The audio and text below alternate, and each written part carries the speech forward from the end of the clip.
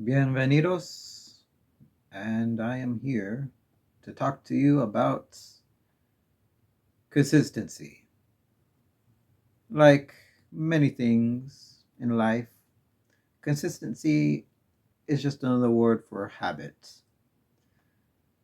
Eating, portioning, fasting, dieting are all just habits. Now, follow me with this. We eat, try to, typical situation, at a certain time. Mornings could be 8, could be 6. Lunch could be 1, could be 12.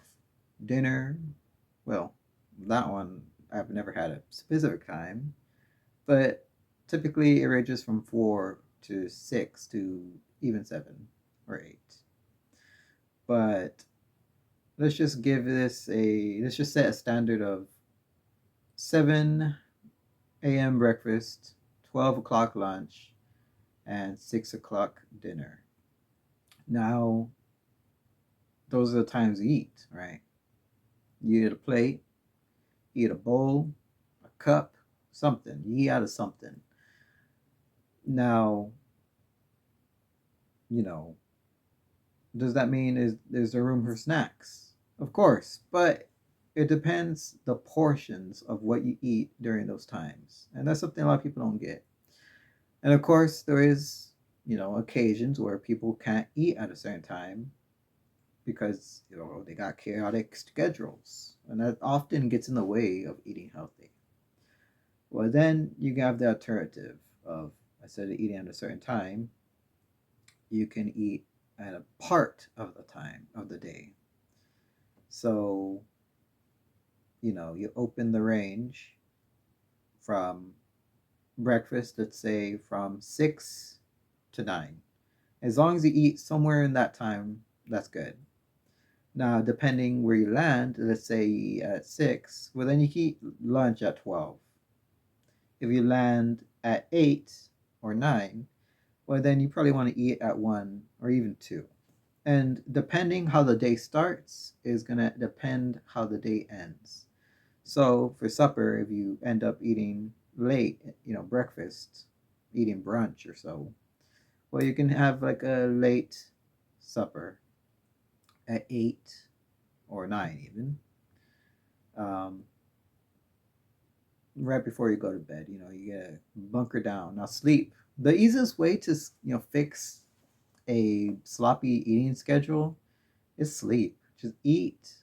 I mean, sorry, just fix that first sleeping schedule, and that's a whole another conversation. But that basically builds your whole day.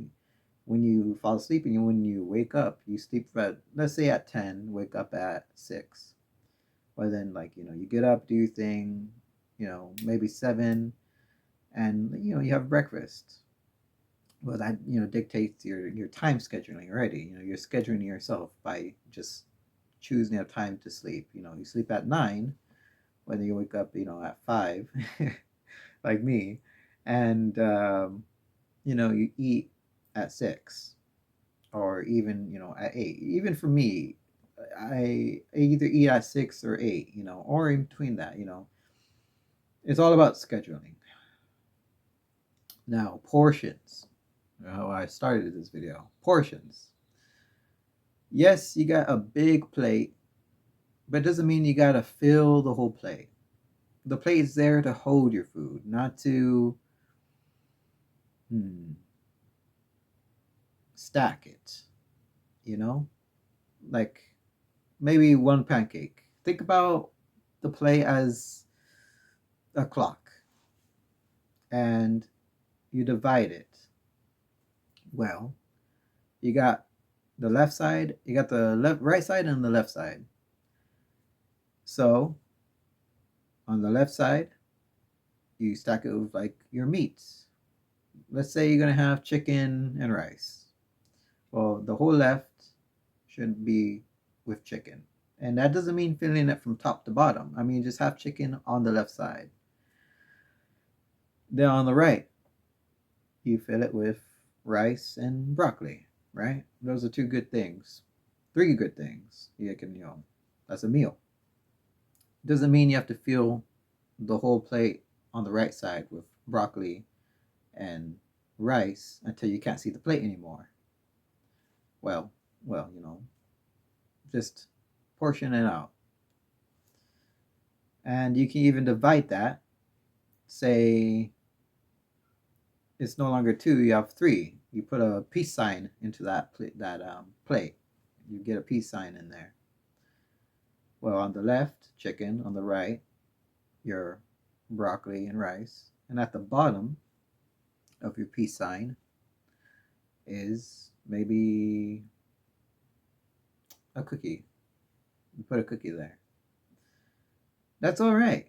Don't be afraid of sweets. What you should be afraid of is fried things, man. Because like oil will sneak up on you, especially if you eat out. If you eat at home, you're frying an egg. All that oil does accumulate. Depending on how much you eat, a fried egg, they say every day, because you got all those eggs in your fridge and you forgot about them, or you just bought too many. But anyways, you have them, right? You got to use them. So you decide to eat an egg every day. All that oil is going to catch up to you, calorie wise. And oh man, fried food is the best. Is the best. Sweets, they sneak up on you, but they're more easy to manage. A sweet, let's say, a little Hershey's Kiss. It fits like that. In between your fingers. Well, that should be good enough. You eat that, and sometimes you're tempted to have another, and maybe another isn't so bad, but it is a test of practice. Start with one, so you can have two later on. Have one in the early in the day, maybe like before lunch or with lunch or after lunch, like kind of like a mint. Like have a mint after. Instead of a mint, you get a little piece of chocolate. But you know, it's all about portioning. Um, a bowl, because you have a bowl doesn't mean you have to fill it up to the brim. Let's say with noodles and spaghetti, you just like it, it's the thing to hold it. It's to hold your food, not to stack your food. Just keep that in mind. You got a cup, doesn't mean you gotta fill it to the top. Fill it halfway. If you want more, fill it up halfway again. And in that way, it's kind of like psychology. You trick your brain like, oh, I had 2 cups. Yes, you did. You had 2 cups. It was just that they weren't full all the way. These are just little tricks you can use. Just just do that, and it'll help you portion it out without even thinking about portioning it out. Like let's say you have a can of soda, you drink half of it, put it away, and then you drink the other half later in the day. Instead of having one can and then another can, you have the same can, 250 calorie ish worth of soda, and that's not going to harm you in your day. Let's say your calorie count is like 2,000, or how about 1,500 in that day? Well, that's manageable. You can squeeze that soda in there. You can have your soda. I don't think you should have soda. You should have water. But if you want that soda, if you want that sweet treat, just split that can throughout the day. You know.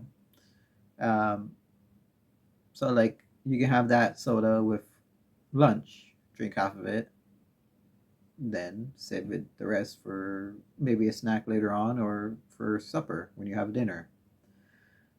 These are just little tricks you can use. Now let's snacks. There's alternative to snacks, and I know things can be pricey, but they're getting better. Some things like chips, for example.